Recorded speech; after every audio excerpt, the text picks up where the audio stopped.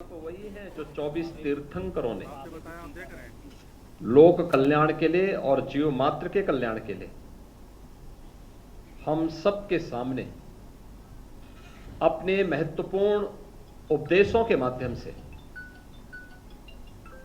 हम सबके जीवन के मार्ग को आगे बढ़ाने के लिए एक नई प्रेरणा प्रदान की है।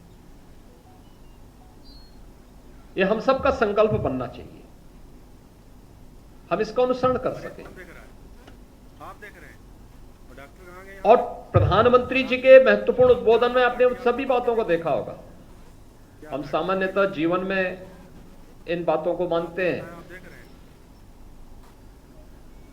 बीमारी के लक्षणों को ढूंढने का प्रयास करते हैं, उसके लिए कोई ना कोई उपाय ढूंढते हैं या कोई ना कोई उसको बहाना बना करके टालने का प्रयास भी करते हैं। लेकिन अगर आप देखेंगे, प्रत्येक मनुष्य के जीवन में 3 प्रकार के ही दुख आते हैं और उसके इर्द गिर्द ही सब कुछ घूमता है। आदि दैविक है, आदि भौतिक है और आध्यात्मिक है। आप क्या अथॉरिटी आपके पास है देखने की? क्या अथॉरिटी दिखाइए हमें। आदि दैविक आपसे बताया, आप देख जिन्हें हम आपदा कह सकते हैं, दैवीय प्रकोप कह सकते हैं।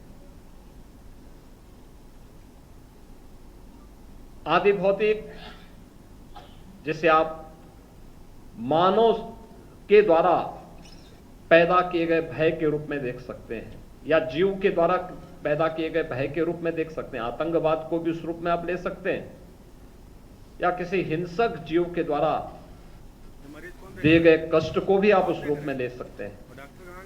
और आध्यात्मिक हमारी शारीरिक और मानसिक व्याधि। लेकिन ये जो साधना है, आपसे बताया, आप देख रहे हैं, जिसे हम नौकार महामंत्र के रूप में सभी अंगीकार करते हैं, और ये महामंत्र भी अणो और हंताणाम से प्रारंभ होकर के वह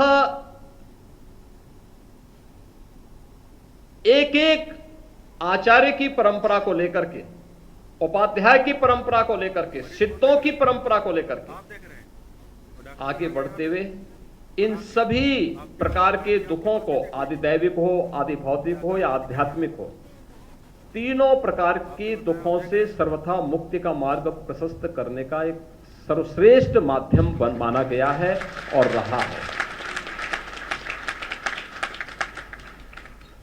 ये उन स्थितियों को प्राप्त करती है जहां पर व्यक्ति के लिए अपने व्यक्तिगत स्वार्थ के लिए कोई स्थान नहीं होता। मरीज कौन देख रहा है? आप देख रहे हैं। वह सामान्य आप क्या अथॉरिटी जीव की तुलना में क्या अथॉरिटी अपने लिए स्वयं ही अपनी सिद्धि के माध्यम से आपसे बताया, आप देख रहे हैं। उस स्थान को बनाता है जो लोक कल्याण के लिए अपने आप को समर्पित करता है। सभी 24 के 24 तीर्थंकरों का पूरा जीवन उसी लोक कल्याण के मार्ग पर जीव मात्र के कल्याण का मार्ग भी प्रशस्त करता है। और आज जब हम लोग यहां पे, मैं इस बात के लिए धन्यवाद दूंगा कि जीतों ने मरीज कौन देख रहा है?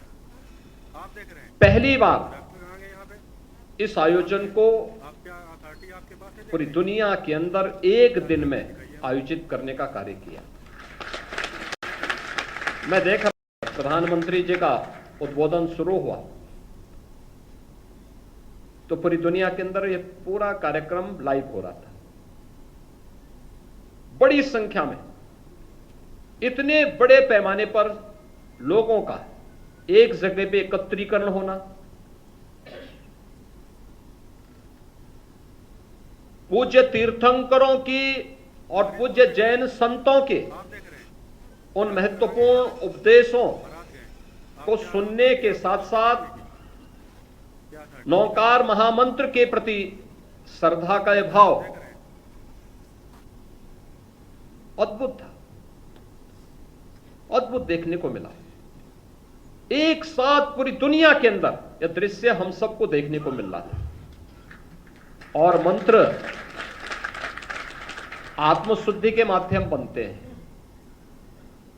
हमारी साधना आत्मशुद्धि के माध्यम बनते हैं, और व्यक्ति जितना अंतःकरण से शुद्ध होगा आप देख रहे हैं उसकी आवाज में बारात गए, आप क्या उतना ही अथॉरिटी दम आपके भी पास है होगा, देखने की? उतनी ही ताकत भी होगी। आपको बताया जोर से बोलने से आवाज में ताकत नहीं होती,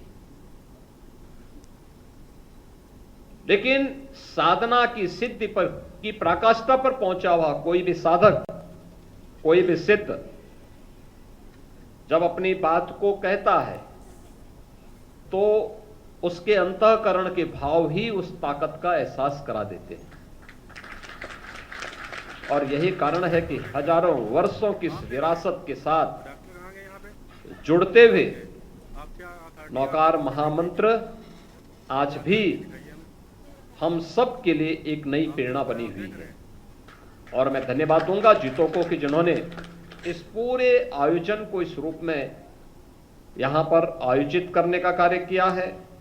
दुनिया के अंदर न केवल जैन परंपरा को मानने वाले बल्कि उस हर भारतीय के मन में जिसने सभी पूज्य तीर्थंकरों के उपदेशों से प्रेरणा लेकर के मरीज कौन देख रहा है? जीवन जीने की इस कला को आगे बढ़ाया है, बारात उन सभी से प्रेरणा लेने का कार्य देखने की क्या अथॉरिटी करता है यह दिवस।